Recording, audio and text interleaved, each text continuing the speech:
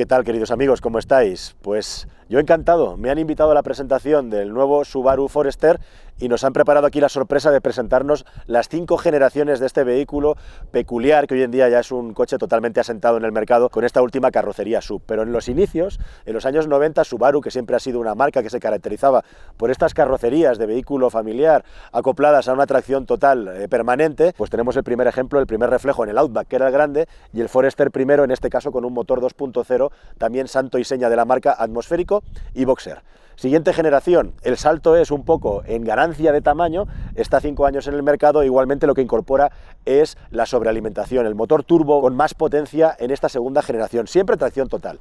Siguiente salto, 2008-2013, ¿qué cosas interesantes tiene ya con esta carrocería que, como vais viendo, cada vez va creciendo más de altura? Casi podemos decir que ya es un SUV, el tercer Forester, pues básicamente la incorporación del motor igualmente boxer, pero en este caso diésel, que en su día fue también una primicia mundial. Y ya las dos últimas generaciones de Subaru, 2013-2019, y la actual, la 2019, que nos ocupa hoy, que os voy a contar. ¿Cuáles son los cambios más importantes aquí? Bueno, en esta generación entra en liza el sistema EyeSight de seguridad, que es santo y seña igualmente, un desarrollo propio de Subaru, muy basado en sistemas de asistencia a la conducción en cámaras, no tanto en sensores, muy interesante y del que os voy a hablar bastante en este vídeo.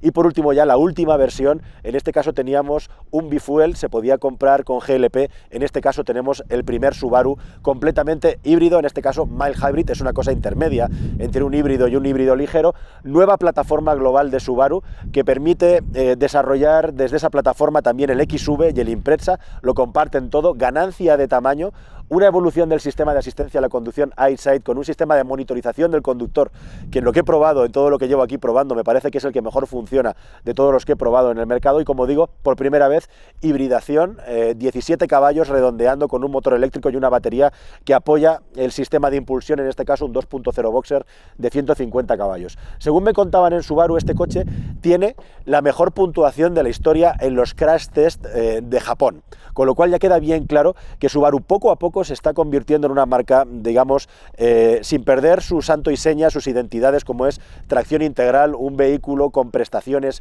importantes, pero sobre todo para el campo y la carretera, mixto. Ahora también está añadiendo todo el tema de la seguridad, al que le da cada vez más importancia, y por supuesto también, al margen de la ganancia de espacio, de calidad interior, al margen de lo que es el asunto de la seguridad, la incorporación de la hibridación, digamos, es un punto y aparte igualmente en la marca, al margen de los vehículos puramente eléctricos, en este caso primer paso con la etiqueta Eco, que vamos a tener ocasión de probar a fondo, con todas estas particularidades, sin perder, como digo, su identidad, con un sistema de tracción integral muy avanzado, un motor boxer de gasolina, como veis, los grandes orígenes de Subaru permanecen inalterados, y ahora además hibridación y un sistema de asistencia a la conducción que es de los más punteros que hay en el mercado. Y todo esto con un cambio además de convertidor de par linear-tronic. Vamos a ver cómo se conjugan todas estas cosas en un vehículo con una carrocería, ya veis, que además lo que ofrece sobre todo es un extra en conducción por el campo, como estamos pudiendo comprobar en esta presentación. El Subaru Forester es un coche peculiar y no solamente por su configuración mecánica. Entre sus rivales es el menos potente y también el que tiene un consumo de combustible más alto. Eso de alto no solo por el consumo, sino también porque en altura libre al suelo gana a sus rivales con 22 centímetros exactamente, lo que lo convierte en un coche realmente con propiedades de vehículo todoterreno, más allá de ser un todocamino. No está muy claro cómo podríamos catalogar a este vehículo en su sistema de hibridación respecto a sus competidores, como pueden ser el Toyota RAV4 o el Honda CR-V. Aunque no es un híbrido ligero, el Subaru se queda a medio camino. Con una batería de 0,6 kWh de capacidad, realmente al final el funcionamiento es más propio de un híbrido ligero que de un híbrido normal, en el sentido de que apoya al motor a la hora de arrancar y sobre todo a bajo régimen para hacerlo más agradable de utilizar. Como verás durante la prueba, cuando aceleramos fuerte es el motor térmico el que da toda la fuerza prácticamente, y el motor eléctrico, aunque está ahí, no se nota. Volviendo después de una jornada intensa de pruebas con el nuevo Subaru Forester versión 2019, que trae bastantes novedades, como os hemos introducido en este bonito entorno en el que estamos en la provincia de Segovia. La principal, por supuesto, la hibridación del coche. Una hibridación un tanto peculiar porque se queda a medio camino, podríamos decir, en un terreno así inexplorado todavía, entre un híbrido ligero, es decir, un vehículo que poco menos que aporta fuerza para arrancar al vehículo, y un híbrido clásico o híbrido de batería autorrecargable, que es como cada vez más marcas de una manera un tanto absurda, les llaman, porque todas las baterías son autorrecargables, hasta las de un SEAT 600. Bueno,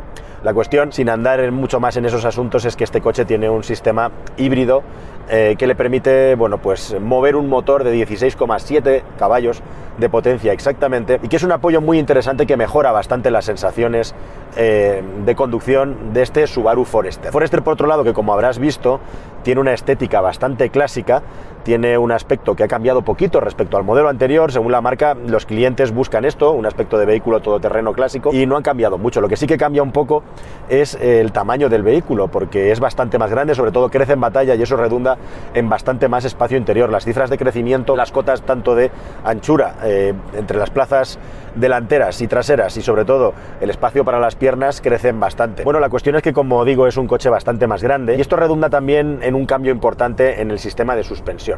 Nos han estado explicando, la verdad es que esta vez estoy grabando mis impresiones después de la rueda de prensa, después de haberlo conducido de camino a Segovia, y me ha parecido que el coche iba bastante mejor desde el punto de vista de conducción en carretera. El agrado de conducción, es decir, el confort, cómo se traga las irregularidades, cómo responde el coche, yo diría que es idéntico al del anterior Forester.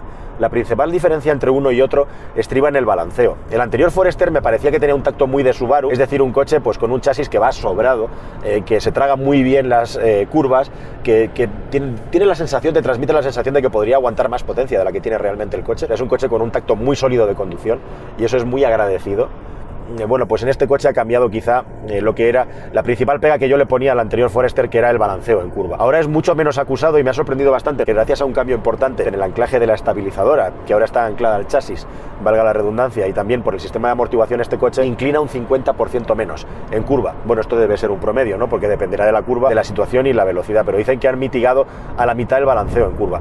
Y la verdad es que yo no sé cuánto es al volante, pero sí que te puedo transmitir que se nota sensiblemente que este coche va mucho mejor en curva y va más aplomado. Ya no hay tanto balanceo que te resta confianza a la hora de moverte en carretera, e incluso, bajo mi punto de vista, es un motivo también para que el coche pierda confort, porque por lo demás es un vehículo en ese sentido de relación entre confort y solidez de conducción que me parece de los mejores de su clase. Y ahondando un poco en eso, te digo que ahora mismo me parece sin duda uno de los mejores coches de su categoría, este Forester con la actualización 2019, sin ningún tipo de dudas en lo que se refiere a conducción. Bueno, hemos estado, mi compañero y yo, Kino, probando el coche en conducción todoterreno también, y hemos podido comprobar como este aislamiento muy bueno en la carretera, hasta el punto que te puedo decir que el tacto de conducción es de un vehículo premium. Cuando te metes en un camino ya no muy complicado, es espectacular. O sea, directamente parece que vas con un coche con suspensión neumática. El nivel de aislamiento del suelo, de las irregularidades, cuando te metes en un asfalto malo de carretera de montaña o en camino, impresionante. Y en ese aspecto me parece también que está en lo más alto entre los vehículos de su clase. Así que por ahí muy bien. Otro aspecto también muy bueno en cuanto a insonorización del vehículo, muy interesante. Con el cambio Lineartronic tenemos la cara y la cruz. Por un lado, cuando estamos conduciendo de una manera suave, cuando estamos conduciendo de una manera tranquila, es un coche muy silencioso, en el que el principal fuente de sonido que tenemos en el interior es el sonido del viento. Tenemos una superficie frontal importante, es un vehículo SUV, y tenemos unos retrovisores igualmente grandes, y por supuesto el sonido del viento es algo superior al de un vehículo estándar, pero poquita es la diferencia. Y relacionado con esto, el cambio automático de variador continuo, que es una característica pues que tienen muchas marcas japonesas, aquí se mantiene, y en conducción estándar, ya lo estáis viendo, en conducción reposada, ahora estoy cruzando un poblado, voy despacito, a 40 km por hora, es un vehículo muy agradable de llevar, y sobre todo cuando vas en carretera, como digo, de manera suave.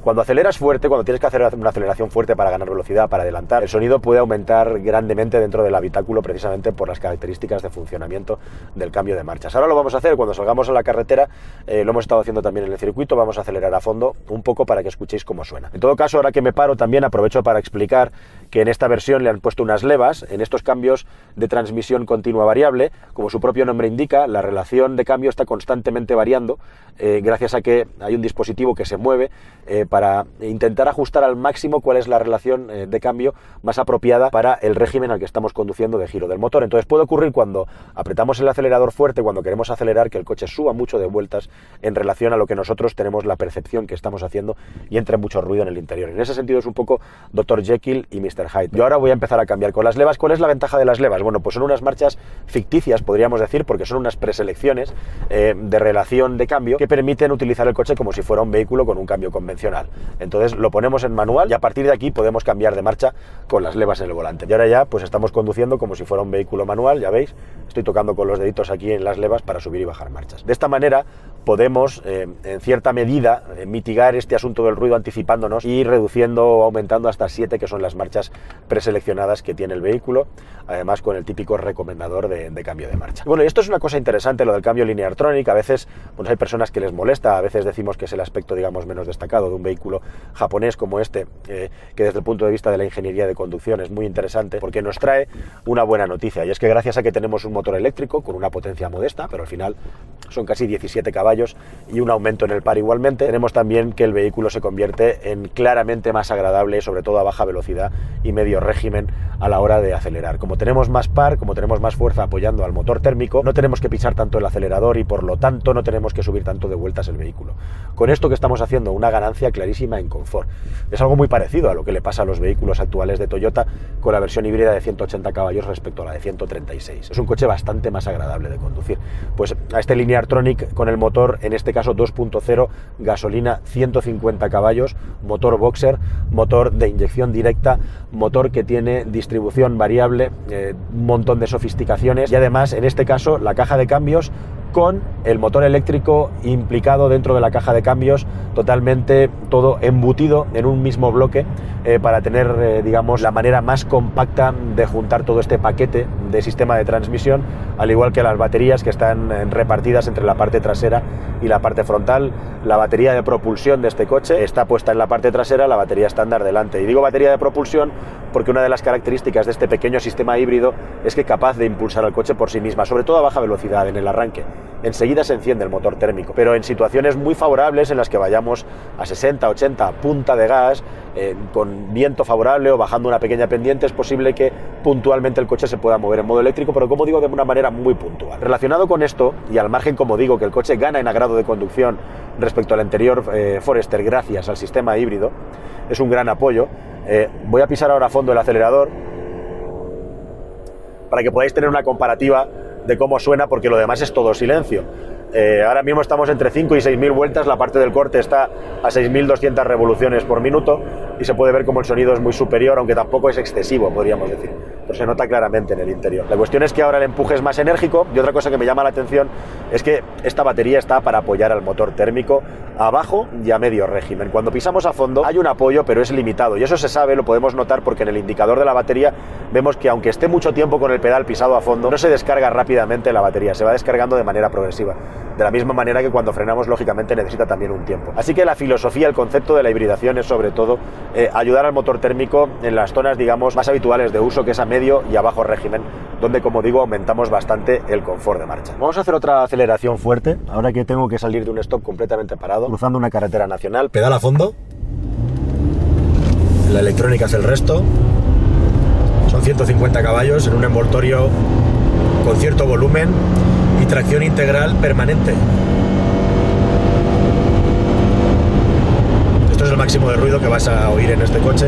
Para todo lo demás, en una conducción normal, muy suave y muy silencioso, y con un nivel de aislamiento realmente interesante en el interior del vehículo. Pues una batería que está pensada para apoyar al motor térmico a medio régimen y a bajo régimen, que es a donde más partido le saca. Cuando aceleramos fuerte, cuando frenamos mucho, el nivel de carga y descarga está limitado, ciertamente, porque no es esa la filosofía de la hibridación. Lo que sí que es interesante, además, son dos asuntos más relacionados con lo que es la dinámica del coche. Por un lado, este coche tiene además un botón Sport con el que le podemos dar más viveza al pisar el acelerador, cambia la programación electrónica, el mapa de la electrónica del motor, y además lo hace pues más vivo, eso sí, lógicamente a costa de gastar más combustible. Al margen de eso, del gasto de combustible más o menos mayor por la hibridación, tenemos la etiqueta Eco, lo cual es una gran ventaja también en un vehículo como este, y además, como digo, es un vehículo muy peculiar porque tiene por un lado un motor boxer de gasolina con un cambio Lineartronic por variador continuo, tenemos tracción integral permanente, y esa es una combinación además con un híbrido que no estamos nada acostumbrados a ver. Yo creo que es la única marca del mercado que lo tiene. Ahora, al pasar baches fuertes, vemos como es un vehículo que tiende a ser un pelín más duro que la versión anterior, ya lo voy comprobando. Bueno, pues tiene una estabilizadora, digamos, que cumple más una función de contener el balanceo, y sigue siendo un coche confortable, aunque es un pelín más duro que el anterior. Bueno, pues volviendo a todo esto y al hecho de que tiene la pegatina Eco, hablando de consumos, con todos estos componentes que te estoy hablando, no cabe esperar unos consumos consumos que estén por debajo de los 7 litros, yendo en una conducción muy suave, y si vas en una conducción un poco más dinámica te vas a ir a los 8 o 9 tranquilamente. Si vas un poco más allá, pues por encima, pero entre los 7 y los 9 litros es a donde se va a mover habitualmente este coche. Eventualmente, yendo de una manera muy suave, muy ligera, podríamos bajar alguna décima. Son, digamos, los peajes que hay que pagar por cambio automático, que el motivo principal por el que tienen este cambio automático los vehículos japoneses es porque es el más eficiente a la hora de consumir combustible, pero tenemos cambio automático, una superficie frontal grande y tracción total permanente. Lógicamente, los consumos tienen que salir por algún lado. En este caso, con la hibridación se habla de un 30% de aumento en el rendimiento y un 10% de descenso en el consumo. Hablando de porcentajes y de grado de conducción, además, con la tracción total permanente, ahora además del modo normal, tenemos dos modos de conducción normal que hemos podido experimentar, con los que tenemos un modo para superficies deslizantes y cuando hay un poco de nieve, o un modo para superficies muy deslizantes, es decir, cuando hay una capa de nieve importante o directamente hay bastante barro. Lo que hemos podido comprobar se ha hecho de una manera muy limitada porque no era especialmente complicado.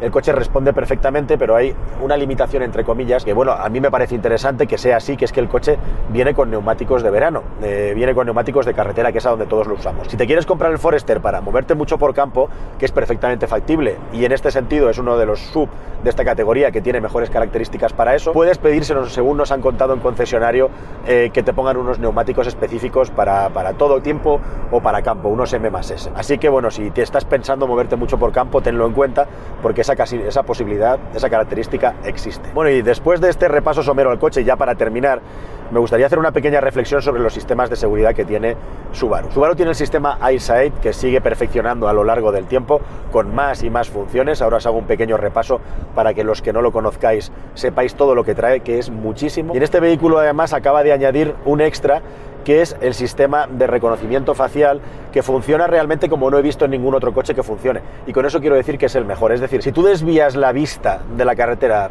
2 segundos, te pones a mirar el móvil o empiezas a parpadear mucho o a cerrar los ojos, el sistema rápidamente te lanza un pitido, te lanza una alerta en el que te va a avisar de eso.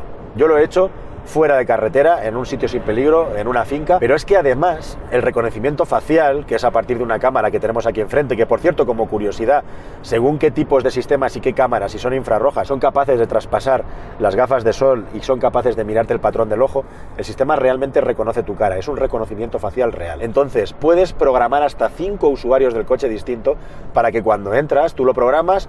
Buenos días, buenas tardes, señor Calero. El coche te reconoce y es capaz de configurar todos los elementos de confort, el equipo de radio, la posición del asiento, la posición del volante, las presintonías, como digo, de la radio que tienes aquí, e incluso la información en las pantallas que tú quieres para ponerlo a tu gusto. Así que tú directamente entras en el coche si lo has preconfigurado y el coche se va a adaptar a tus gustos de conducción, a tu posición al volante y incluso a la climatización. Hasta 5 preconfiguraciones. Una cosa muy interesante que es novedad en este vehículo y que es bastante llamativa. Y respecto al asunto de la seguridad, hemos podido comprobar el sistema de asistencia a la colisión marcha atrás, que funciona bien. Todo está basado en cámaras. Es un sistema distinto que además es un desarrollo propio de Subaru y bajo mi punto de vista tiene la ventaja de que es un sistema que por estar hecho en casa no puede tener ciertas limitaciones o ciertos estándares que tienen otras marcas que subcontratan, digamos, la mayor parte del desarrollo de estos sistemas a empresas auxiliares. Todo esto lo explico porque he podido ver la evolución del EyeSight. Nos están contando en Subaru que realmente hay un descenso muy importante de los accidentes en los vehículos que tienen este sistema. Hasta un 60% de conductores declaran que el coche en algún momento les ha salvado de algún accidente y realmente me parece que tal y como está haciendo las cosas hoy en día Subaru, dejando de margen al lado, y esto lo quiero dejar muy claro, no estoy hablando de conducción autónoma, estoy hablando de sistemas de asistencia a la conducción.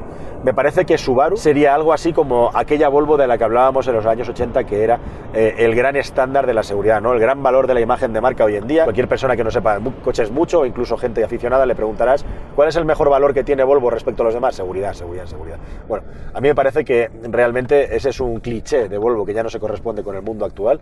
Volvo puede tener otros valores, pero en materia de seguridad no está por delante de nadie. Y en este caso a mí me parece que la nueva Volvo, por cómo está trabajando, por la forma diferenciada de hacerlo, por cómo va creciendo a la hora de introducir sistemas de seguridad, es sin ningún género de dudas. Eso que habéis oído es el pitido del Teletac. He bajado la ventanilla por inercia, pero en este coche lo llevamos puesto. Bueno, pues eso, bajo mi punto de vista, Subaru, ese sería el titular, es la nueva Volvo en dispositivos de seguridad activa, en dispositivos de asistencia a la conducción. Lo único que le pediría a los japoneses, y eso ya es mucho pedir, que quitaran estos pitiditos de reloj Casio que tienen todos, que son bastante insufribles, pero bueno, eso sé que es una batalla perdida. Lo que no es una batalla perdida tampoco en este coche, hablando de coches japoneses, es el asunto de las pantallas, del infotenimiento. Tenemos 3 pantallas, una aquí en el centro en la instrumentación con el ordenador de a bordo y datos del sistema de asistencia a la conducción activa, del ordenador de a bordo con el regulador de velocidad activo, y por otro lado tenemos la pantalla principal táctil, que está, bueno, pues en una posición muy buena para acercar la mano, y tenemos una tercera posición de información bajo una visera, que es una visera que además incluye la cámara infrarroja que nos está monitorizando la cara, y en la que podemos consultar distintas informaciones técnicas del coche, cómo está el estado de la batería, si estamos regenerando energía, si estamos conduciendo, tirando del motor, en definitiva el estatus del sistema de la batería, y una cosa que se agradece mucho cuando circulas en 4x4 todoterreno, que en este coche es posible, que es un inclinómetro e información todoterreno. Todas esas informaciones las tenemos aquí en el volante y podemos ir tocándolas al igual que el ordenador de a bordo aquí delante. Y un detalle más, una reflexión más sobre el sistema de hibridación.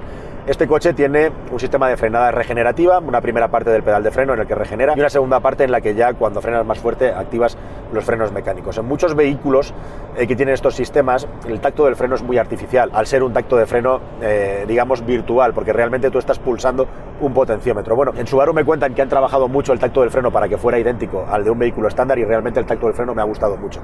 Y tiene un tacto de freno superior al resto de vehículos híbridos que he probado hasta la fecha. Así que ahí les felicito por este detalle, porque en muchos vehículos híbridos o electrificados se pierde tacto de freno, es un tacto de freno muy artificial, muy esponjoso, cuesta parar el coche con precisión, sobre todo a baja velocidad, y en este coche en concreto está muy bien resuelto. Mi percepción final, mi reflexión final sobre el Forester, así ya en corto, es que me parece un vehículo de los mejores de su clase, un coche extraordinario en lo que se refiere a cómo rueda, a cómo circula, con muy buenas características todoterreno, muy confortable, y quizás los únicos 2 debes que le podría poner son, por un lado, me gustaría que tuviera un sistema híbrido más potente, serían 3 más bien los debes. El sistema híbrido aporta, se nota, mejora el confort de marcha gracias al sistema híbrido. La reducción de consumo la veo pequeña, realmente me hubiera gustado que hubieran dado un paso más allá. No es especialmente brillante en ese aspecto, y por otro lado, bueno, pues el cambio de Lineartronic no es lo mejor del mundo en cuanto a confort acústico, pero aquí la buena noticia es que gracias a la hibridación, y no lo han demostrado además, podemos tirar del coche, tirar del motor sin tener que subirlo tanto de vueltas, porque tenemos más par en medios regímenes, quiero decir, y eso ayuda a mantener un confort más elevado en marcha, y también a ahorrar combustible en teoría. Al final, cuando estás llevando el coche de una manera dinámica, como lo he estado haciendo yo, te estás yendo claramente por encima de los 10 litros. En una conducción estándar, como digo, vas a estar alrededor de los 8 litros de media, 1 litro por debajo si haces una conducción suave, y tranquila, 1 litro por encima si vas un poquito más rápido. El nuevo Forester compite con el Kia Sportage híbrido ligero, pero sobre todo con el Honda CR-V híbrido o el Toyota RAV4 híbrido. Frente a estos, tiene un sistema híbrido menos convincente en lo que se refiere a la ambición, pero ayuda, como he contado durante el vídeo, a hacer el coche algo más agradable de conducir. Sobresale sin duda por la comodidad de la suspensión que transmite y ahora también la confianza en curva. Ha mejorado mucho en el balanceo y también en el espacio interior. Ahora con 500 litros y tracción a las 4 ruedas es uno de los más grandes tanto para cargar equipaje como personas. Y todo esto, como digo, con un sistema de tracción total muy interesante, muy eficiente, que lo convierte en un vehículo perfecto, quizá el mejor de su clase, en la combinación entre circulación en carretera y circulación en campo. Solamente se puede comprar con el sistema de cambio automático Lineartronic por variador continuo, que le resta algo de confort acústico. Por lo demás, se echan de menos algunos caballos extra como tienen sus competidores. No sé si vendrá una versión más potente. E igualmente queda descolgado en lo que se refiere a la relación entre potencia y consumo, ya que frente a sus rivales gasta algo más, claramente en algunos casos. Al margen de este detalle del grado de conducción matizado y del consumo, por lo demás es uno de los mejores coches de su categoría. Con un precio entre 32.000 y 37.000 euros, se sitúa en una franja entre la calidad del equipamiento y el precio favorable, de entre los mejores de su clase. En general, como vehículo, le ha valido además la nominación de Mejor Coche del Año en España, porque tiene muchas cualidades probablemente conjugadas que no son fáciles de encontrar, como digo. Si tuviera esos 2 detalles resueltos, sería sin duda el mejor coche de su clase. Con ellos incluso, sigue siendo una de las mejores opciones, además con una calidad y una solidez de construcción que no es habitual en esta clase y que lo sitúa sin duda entre los mejores coches de su categoría. Y nada más, queridos amigos, espero que esta prueba e informaciones os hayan parecido interesantes y nos vemos en una próxima, que espero que sea más y mejor. Y te vuelvo a recordar que si no te has suscrito a este canal lo hagas ya, porque bueno, pues aquí te vas a poder enterar de muchísimas cosas de primera mano e intentamos no cortarnos a la hora de contar tanto lo bueno como lo malo de los coches, ya lo has podido comprobar. Muchas gracias, hasta luego, adiós.